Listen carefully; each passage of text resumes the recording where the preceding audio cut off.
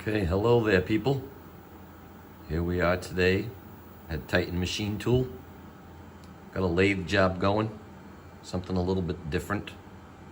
Figured I'd show you what I got going on. Turning between centers. Got a piece of aluminum, 1 7/8 bar stock. Got to turn it down to 1.755 plus minus 1. It's gonna be about 13 inches long. I think it's like 12 3/8, maybe something like that. So we got it set up in the lathe here.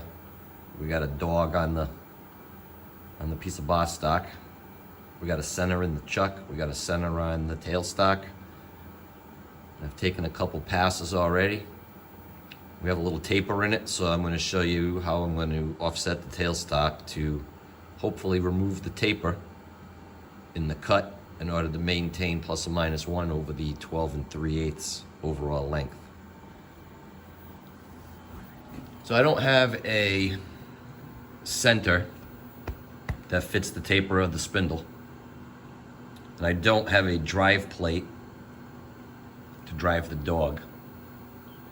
So what I did was I grabbed a large piece of stock. It's like 2.5 inch bar stock in there, and I grabbed that in the chuck, and it banks up. Let me get my little pointer here. I made it so that it's big enough to where it banks up against the face of the chuck right here. It's like a 2-inch hole in the chuck. My material's big enough to hit the face of it, so no matter how much pressure I put on it from the tailstock, you can't push the center into the chuck, slipping in the jaws, because it's banked up against here, so it can't go anywhere no matter how much pressure we put on it.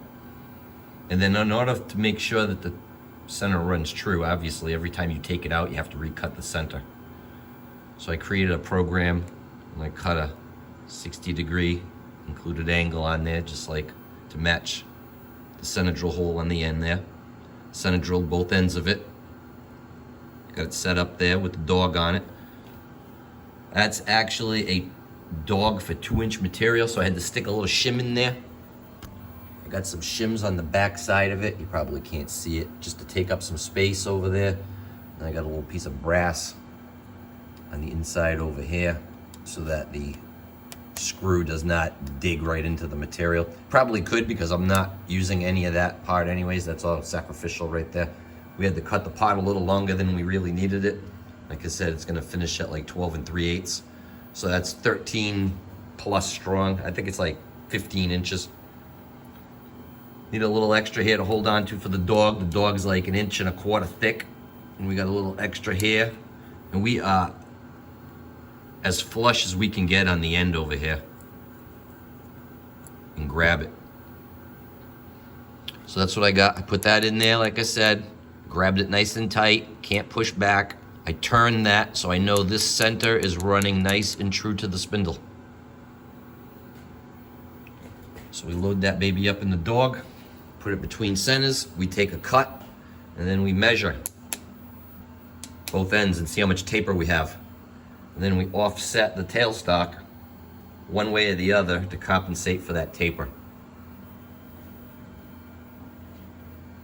Now over here, I put some duct tape on this. Oops, sorry. I put some duct tape on here just to make sure that the dog constantly stays in contact with the jaw. Because when the spindle's not running, this can free spin, freely rotate between centers. So what happens is the dog pulls away from the jaw a little bit, and then you turn the spindle on and that thing comes on hard and fast, and then it comes around and it whacks that jaw and it makes that clunking noise every time it comes around. So I just tape that guy to it so that it can't separate in order to create space. So when I turn the chuck on, it comes smacking into the dog and makes this real obnoxious noise every time I turn it on. But being that we're running that dog in there, and that thing does not run concentric, obviously, I mean, look at it, you think that's balanced right there? They're pretty good, they're okay for what you're doing, but you can't run that baby at high speed because I'm only going 340 RPMs right now, and the machine's shaking like crazy. Not like crazy, but it's shaking. You know, I can feel it in the floor. I'm in a wood construction building here, so even though there's a diamond plate floor, it's all wood construction underneath. So there's beams under there, and I can just jump up and down and make the building shake. So when this guy's running that offsetting, non-concentric run out of the dog on there, makes this machine shake and wobble a little bit. So we don't go too fast, but seems to be pretty good. But anyways, I'm blabbing away. Let me show you what I took my measurements. So over here we are at 1.813 and 2/10. Down here we're at like 1.812. So we got about 1 thou and a couple tenths. So we're pretty close. I had about 10 thousandths at first when I started. So I've been winking it in a little bit at a time, and now we're getting pretty close. And I'm going to show you how I do it on this last fine adjustment here. The tailstock has screws. You got these screws here. You can tighten one, loosen one, tighten one, loosen one, blah, blah. You know, if you loosen the other one, you tighten this side, makes it go one direction. You loosen this side up, tighten the other side, makes it go the other direction. So that's what we're going to do now. So now I'm cutting on this side of the spindle, near side, well, I should say near side of the pot over here. We're on this side. So if I want to make this end 1/1000th smaller than that end, right? Because we're at 812 down there. So we're at 813 over here. We're a little big. So we want to take another 1,000th, 1 2/10 in theory, right? I got plus or minus 1 overall. So I'm pretty close already. But if we want to take more off this end, we want this part to come towards the tool so that it takes more material off. So if we bring the part closer to the tool, it's going to take more material off. If we move it further away from the tool, it's going to take less material off. So if this end was small, we'd want the part to go that way. But since it's big, we want it to come towards the cutting bit so that more material is removed. So now because we're only down to 1,000th of an inch, when you're out 5 or 10 or even more, you can use your standard dial indicator with 1,000th resolutions, and you can get it pretty close, but we're getting down to like, you know, 1/2 thou or less now. So I got a tenths indicator set up over here. I got this nice old school Federal tenths indicator over here. So what we'll do is we'll put you on the tool post. And hopefully you can get a grip to see what I'm doing here. Be patient with me, people. Please. We'll bring this over this way here. And try to see if we can get a view of what's going on. And try that right there. See how this works out.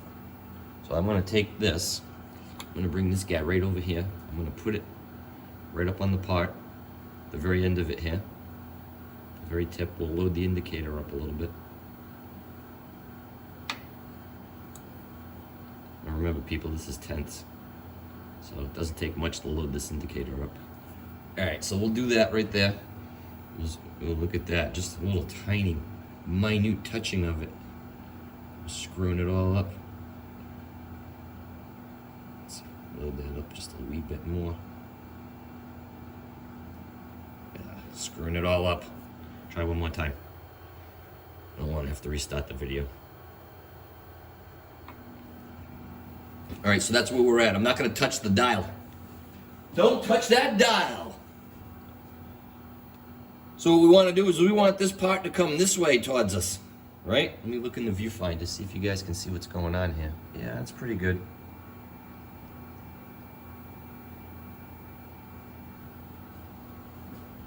All right, so we want this part to come this way. So when it comes this way, that means that the dial is going to become unloaded. We're going to unload the indicator because the part's pulling away from the plunger. So we want to watch that dial move, what, 5/10 maybe, 6/10. So, I'll get my Allen wrench here. Fits this tailstock. So if we want this to come this way, right? We want to back this screw out a smidgen and tighten the other one up a smidgen and push it this way. And as it pushes this way, it's going to unload the indicator and the dial will drop. Now watch, I'm just going to crack this screw and that thing's probably going to move just cracking it. Look at, see, all I did was crack it loose and it jumped a couple of tenths. So I backed out about 3/10 there. I'll pull a smidge of force on the other side. That's a technical term, a smidge. As you can see, that indicator's moving. So we moved about 5/10, 6/10. I'm gonna just put a little bit of pressure on both of them again just to make sure they're snugged up. See, just to snugging it up, you can see it moves another 1/10. So now I'll take a cut and measure it and see what we get. Remove the indicator. Don't want to smash that bad boy. Take you off the tool post here. Let's zoom out.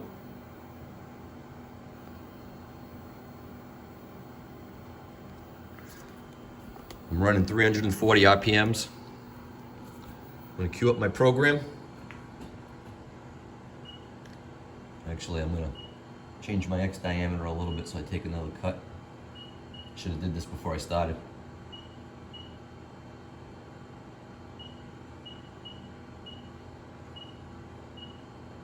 All right, here we go. Queuing up the program. Now, when you use your tailstock on the ProtoTrack lathe, I'm sure it's pretty much the same for everything, but you have to make sure you don't crash into it, which you don't want to do. Let me bring you around the other side here. There's a home position, like a safe index position on CNC for the turret to index and not smash into anything. You got a home position that this thing goes to every time you want to change tools, start the program, or whatever, so it always goes back to its home position when it starts. You can set that home position in the setup page, X and Z. But what we don't want to do is we don't want to back away from the face of that part so much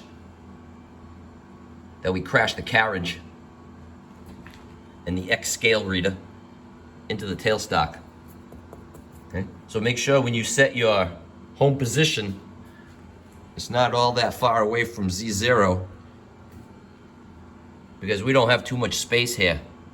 Even if you stick your tailstock out a little further to gain a little more space, sometimes you need to do that, depending on how far the projection on your tool is.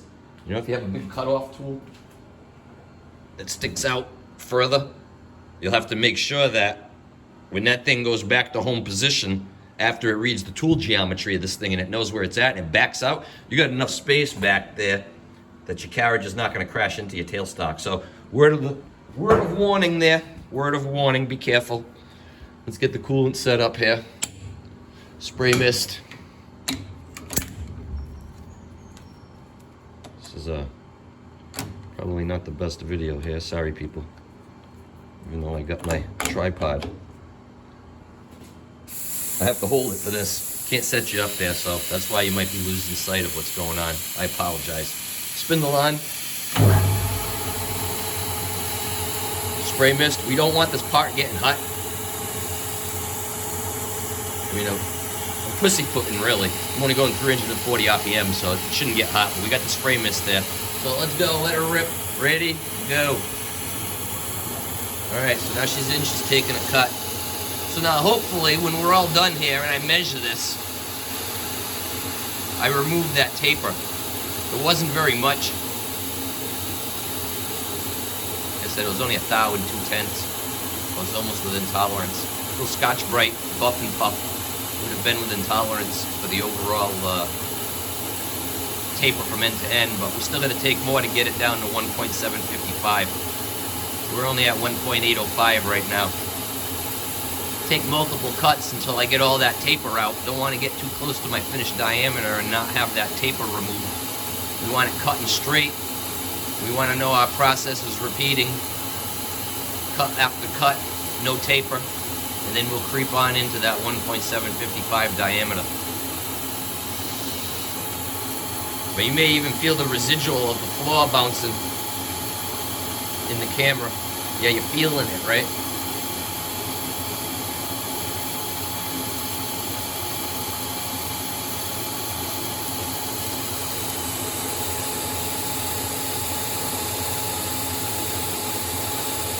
Yeah, if the tripod was mounted to the machine, it'd be bouncing like crazy. I'm acting as a shock absorber and removing some of that bouncy bounce. but that's from this dog swinging off center. Swinging! So you can see that center's running nice and true. We turned it. Remember, you take it out, you gotta recut it again.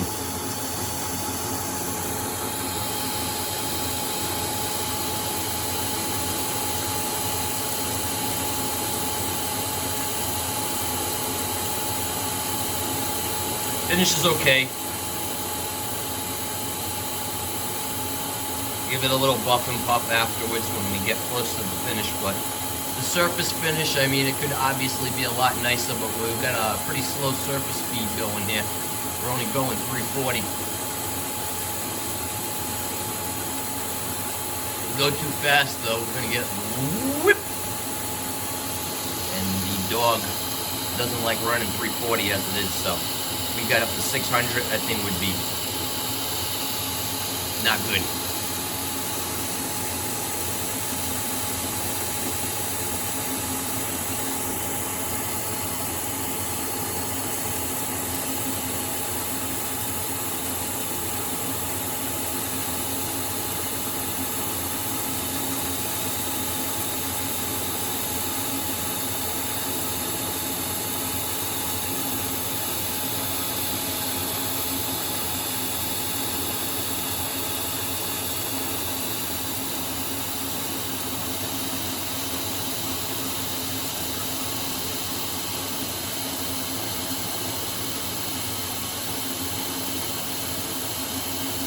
Make sure you sock the dog up nice and tight when you do this. You don't want that baby coming loose.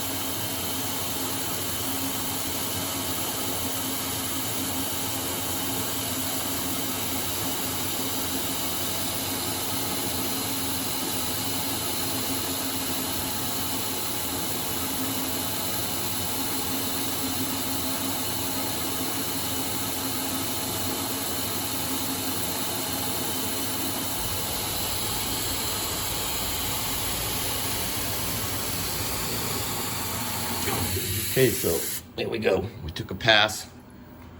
Now I'll measure that end with the micrometer. I'll measure this end with the micrometer. And hopefully we took out that taper. But that's how we set up to turn between centers. It's a little sketchy over here, like I said. I got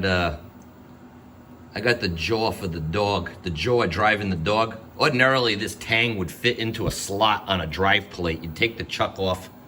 I'll show you. I got a big face plate right over here, you know.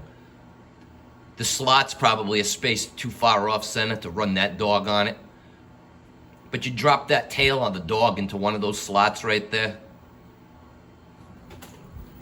Or I'll show you the old school South Bend. Let's see. Where is it? I got one here somewhere. Apparently I don't. But anyways, it'd be a flat plate and have a slot, and the dog's tail would fit right into the slot to drive it. But this is how we're doing it. We don't have it. We're driving it with the jaw of the chuck. Center in the chuck. Turn the center after it's mounted in there so that it runs true. Use a piece of stock big enough to not push into the chuck and let the jaws slip as you're applying pressure from the tailstock. I suppose if you had a stop inside the chuck, a nice rigid solid stop, that would prevent the center from migrating. But what you don't want to do is you don't want to apply pressure at this end and then push that guy in